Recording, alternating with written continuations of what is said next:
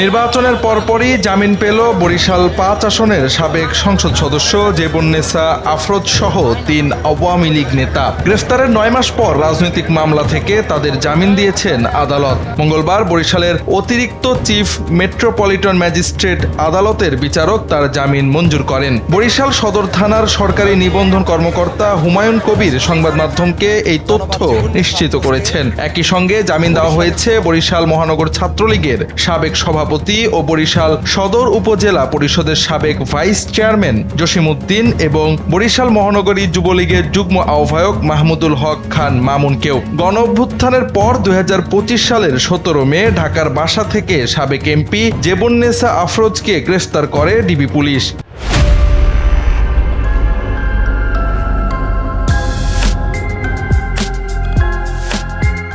পরবর্তীতে তাকে বরিশালের অন্তত ৬টি মামলায় গ্রেফতার দেখানো হয়। সেই থেকেই বরিশাল কেন্দ্রীয় কারাগারে ছিলেন জেবুন্নেসা।